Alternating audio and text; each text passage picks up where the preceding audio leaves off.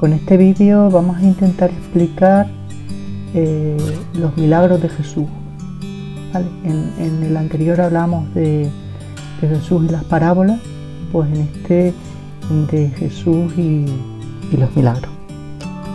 Lo primero que tenemos que decir es que en la antigüedad, de la época de Jesús y posteriormente, a todas las personas famosas, a todas las personas importantes, se les atribuían milagros.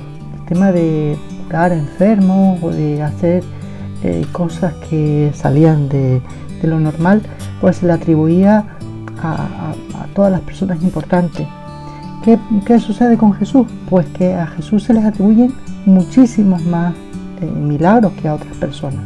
Y esto es singular, esto es curioso.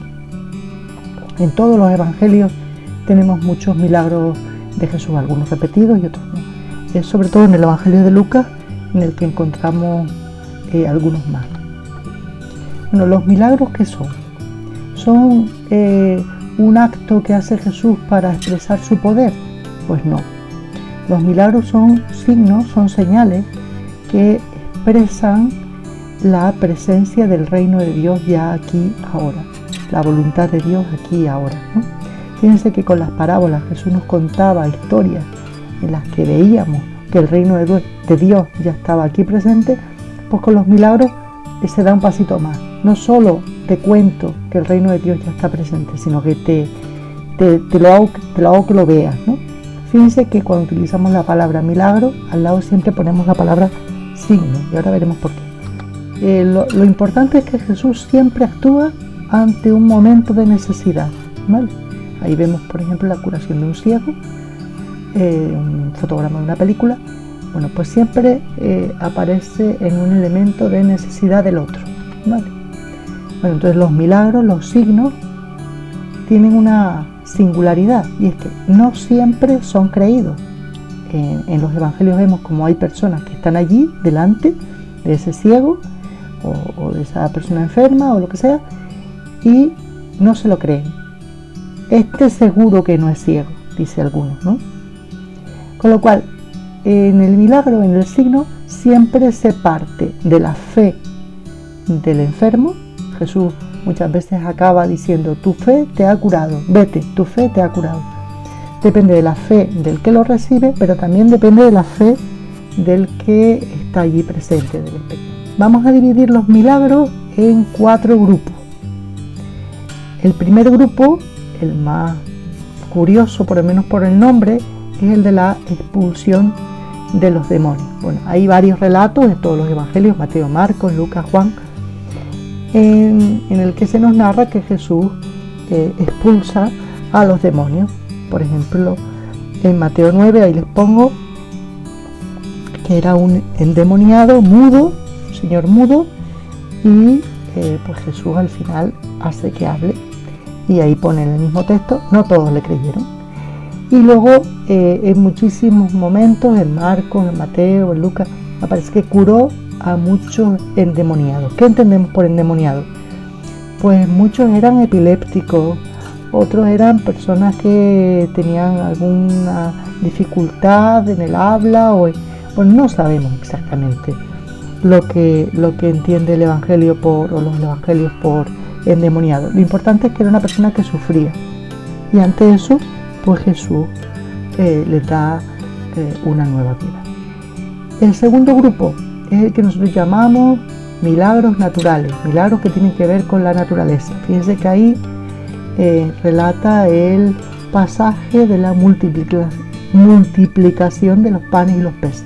Bueno, con unos poquitos panes, con unos poquitos peces, Jesús los metió en una cesta y dio de comer a muchísima gente. Bueno, por eso decimos que tienen que ver con la naturaleza. Ahí les pongo el de la multiplicación de los panes, ahí en Marcos 8, pero bueno, está en todos los evangelios.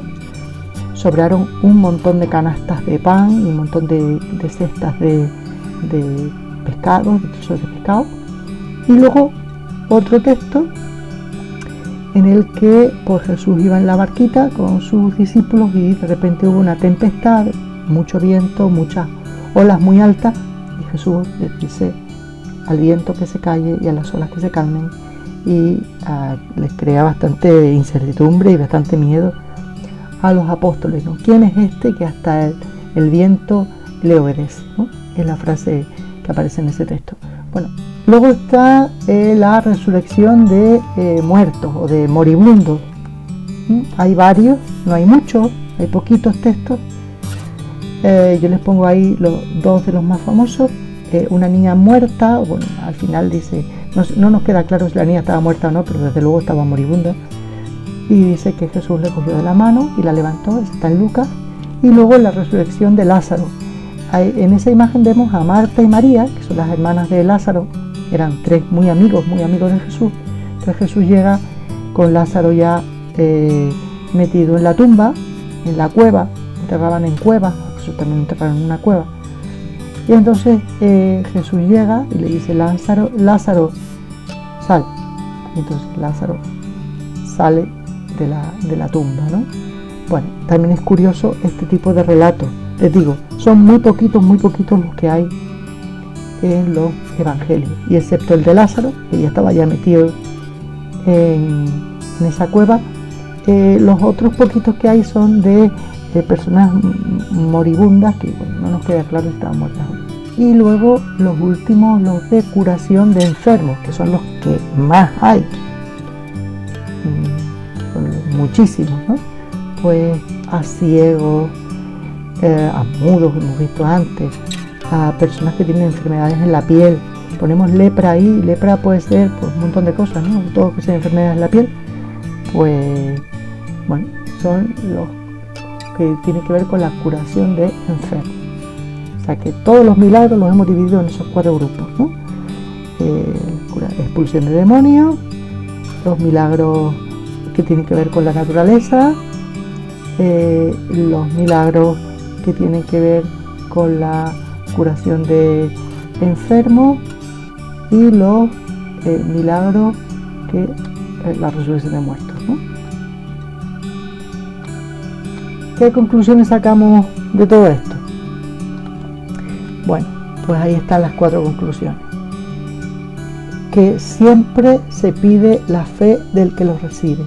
En muchísimos casos Jesús dice, tu fe te ha curado. Eso es lo primero. Lo segundo, que las personas que lo ven no siempre reconocen lo que están viendo. O sea, que son signos ambiguos. Cuando lo vemos no nos queda siempre claro si han sido o no han sido. Tercero, que todos los milagros nos muestran que el reino de Dios ya está aquí. Y cuarto, que siempre se pide siempre se parte de la necesidad de la persona, del dolor de la persona, de la enfermedad, de la muerte, el hambre, el miedo. Vale, como ya les pongo ahí. Bueno, queridos alumnos, queridas alumnas, con esto acabamos la lección de hoy. Así que tengan una buena semana y un abrazo a todos. Hasta luego.